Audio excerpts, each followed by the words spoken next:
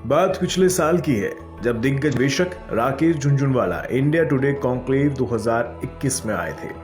सवाल पूछा गया कि सुना जाता है कि आपकी नेटवर्थ 40,000 करोड़ रुपए है। वक्त अच्छा हो या बुरा, आपने बुलंदियों को छुआ है। झुनझुनवाला हंसते हुए जवाब देते हैं, इंडस्ट्रियलिस्ट जॉन पॉल गेटी से जब कोई पूछता था कि आपके पास कितना पैसा है तो वो कहते थे कि अगर आप इसे गिन सकते हैं तो इसका मतलब है आप रईस नहीं है। झुनझुनवाला बोले, क्या करना है, किसे बैलेंस शीट दिखानी है। मेरी एक ही पार्टनर है, रेखा झुनझुनवाला, उन्हें कोई इंटरेस्ट ही नहीं। ऐसे मजाकिया शख्स थे झुनझुनवाला। इसी बातचीत में उन्होंने कहा था कि मेरे पास अगर आज जितना पैसा है उसका 10 से 15% भी होता तो भी मैं वही विस्की पीता, वही गाड़ी चलाता और वही खाना खाता। एक पॉइंट के बाद पैसा बेमानी हो जाता है और यही बात थी कि जब वे बोलते थे तो दुनिया गौर से उनकी बात सुनती थी। मसलन उन्होंने इंडिया टुडे कॉन्क्लेव में ही कहा था कि अगर मैं काम ना करूं, पैसा नहीं कमाऊं तो मैं करूंगा क्या। उन्होंने कहा कि वैसे रेखा कहती है कि अगर घर के लिए वक्त नहीं देते और अगर मैं 5-7 दिन दफ्तर ना जाऊं तो रेखा पूछने लगती हैं कि क्या बात है, आजकल आप ऑफिस नहीं जा रहे।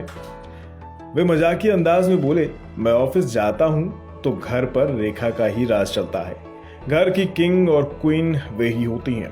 पिछले साल जब वे प्रधानमंत्री नरेंद्र मोदी से मिले तो उनकी सफेद शर्ट की सिकुड़न तमाम लोगों की निगाहों में आई।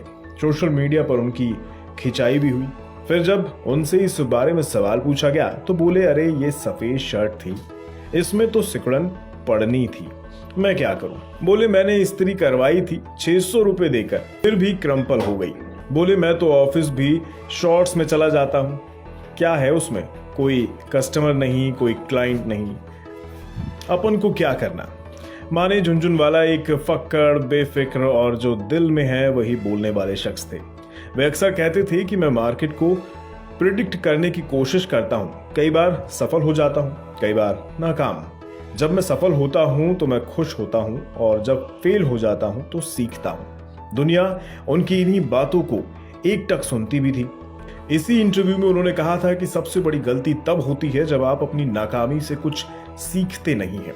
लोगों को गलती करने से डरना नहीं चाहिए। उनका अंदाज निराला ही था। युवा निवेशक उनसे क्या सीख सकते हैं, ऐसे किसी सवाल पर वे बोले, मैं जून 2020 में चिल्लाता रहा कि खरीदो, तब किसी ने खरीदा ही नहीं। 5 साल बाद जब मैं बोलूंगा कि बेच दो तो बोलेंगे कि अभी तो बाजार चढ़ रहा है। वे बोलते थे कि बाजार एक आग है। हंसी मजाक में बोली गई इन्हीं बातों में उनके दिए जाने वाले सबक छिपे होते थे। नए निवेशकों को उनका संदेश था कि अपने कमाए पैसे को बाजार में लगाओ, ससुर बाप के पैसे को नहीं। वे कहते थे कि अगर मुझे मेरे पोर्टफोलियो पर 18% रिटर्न मिलता है तो मैं किंग हूँ, अगर 20% रिटर्न मिलता है तो मैं एम्परर हूँ। वे बोलते थे, मार्केट्स और कुकिंग इन्हें पढ़ाया नहीं जा सकता, इन्हें सीखना पड़ता है। वे कहते थे कि किसी को सलाह दो तो कोई मानता नहीं है, अपन को क्या करना, मानो मत मानो। पिछले हफ्ते एक इंटरव्यू में उन्होंने बाजार के बारे में कहा था कि भारतीय बाजार ऊपर जाएंगे, हाँ रफ्तार कुछ धीमी रह सकती है। उन्होंने कहा था कि दुनिया भर में कुछ भी घटनाएं हों, भारतीय बाजार ऊपर ही चढ़ेगा। एक इंटरव्यू में उन्होंने मजाकिया अंदाज में कहा था कि मेरे हिसाब से मार्केट में कोई किंग नहीं है, कोई किंग बनने की कोशिश करेगा तो उसकी जगह आर्थर रोड जेल में होगी। मार्केट ही असली किंग है। उन्होंने कहा कि मौसम, बाजार, महिलाएं और मौत, इनका आप अंदाजा नहीं लगा सकते।